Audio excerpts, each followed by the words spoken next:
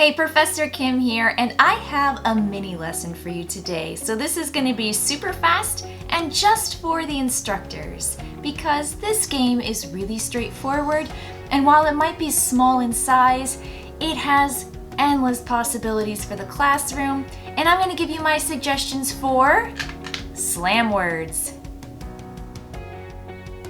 One of the great things about slam words is this is the game.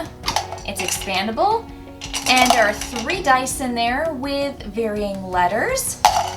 And what you do is you slam it down, and then it locks these 3 letters in place. And then it's easily passable from student to student, and it's easily visible to everyone who can see it. What you do in the game is you shake up the words, you slam them down, and then player by player, everyone is supposed to create a word that has 3 of these letters in that word.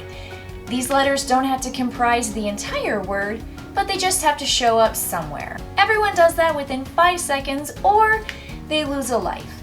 And then it's essentially last player standing.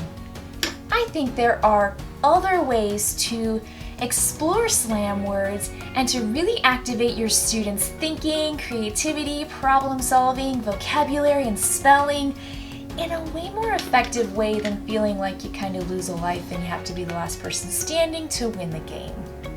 So a couple of my suggestions include have the instructor shake this up and then write the letters on the board, or if they have a screen that projects this onto the board, make that visible for everyone in the class. And then everyone has 30 seconds or a minute to write down as many words as they can spell with those 3 letters. Then after 30 seconds or a minute, the instructor convenes again and says, okay, what did everyone come up with? How many did you find? You can even have students partner up with each other and double check the spelling and the legitimacy of those words as vocabulary. You can also partner up students, and so they don't feel like they're necessarily on the spot, and that's just another way to adjust the rules so that it fits your students' needs better. If you'd like to make it a little bit more challenging for students, you can simply say, all right, none of your words this round can begin with this letter, and you say one of the 3 letters. So in this case, I have B-O-T. I can say none of your words can begin with the letter B. Or none of your words can begin with any of these letters. These letters have to show up later on in your word. And so you've really amped up the challenge and the level of problem solving and creativity with your students, depending on whatever level students you're working with.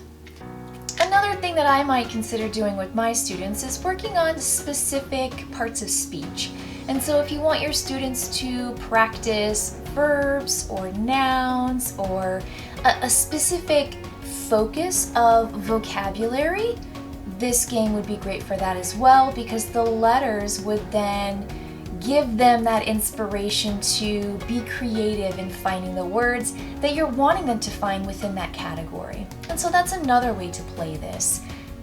This game is really versatile when it comes to small groups, large groups, playing with the original rule set, or adjusting it to your needs. It's challenging, and it's creative, and it's engaging, and it's a very short activity that students will immediately connect with and jump into wholeheartedly.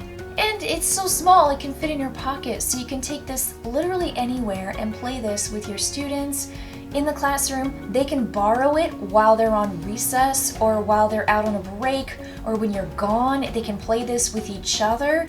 It's so versatile and it's just so compact, and I really, really appreciate how much is just packed into this super, super small package.